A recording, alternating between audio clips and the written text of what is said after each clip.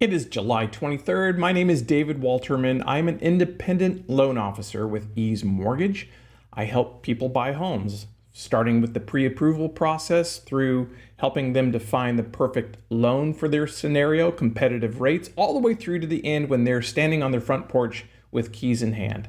As you may have heard, there's been some major trade deals announced, which is great. But yesterday's weaker than expected Treasury auction in Japan is actually pressuring our bonds today. The 10-year Treasury is up 4 basis points. Mortgage-backed securities are down 7 basis points. We saw that existing home sales actually declined in June, moving 2.7% lower month over month. This kind of points to a lot of what I call fence sitters. Those people that are waiting on the sidelines for rates to drop or home prices to plummet. I'll tell you this, the media has not done the housing market any favors. They've caused a lot of fear and uncertainty in home buyers right now. People are fearful to even take one step towards home ownership. There's lots of talk of rising inventory, home prices crashing. And although it is true that housing inventory has risen, it's also seasonal. It happens this time every year. So even though inventory levels are up, they're still 11% lower than they were pre-pandemic in June of 2019.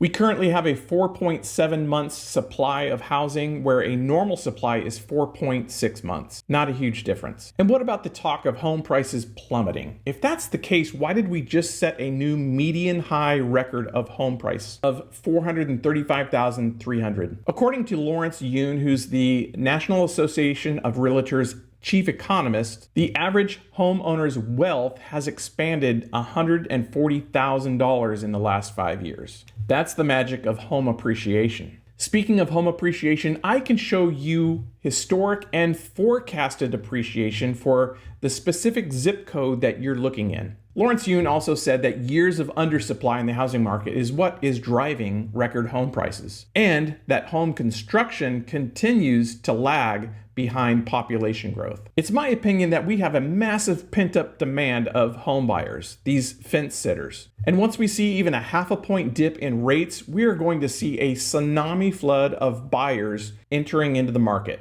And this brief time we're seeing right now of it being a buyer's market where they're in control will quickly pivot back again to a seller's market, and home prices will rise as a result. If you're curious to see how much home you can afford and take advantage of this buyer's market window of time, I'm happy to pencil out some numbers with you. The process is easy. Find a link to my website in my bio. All my contact information is there.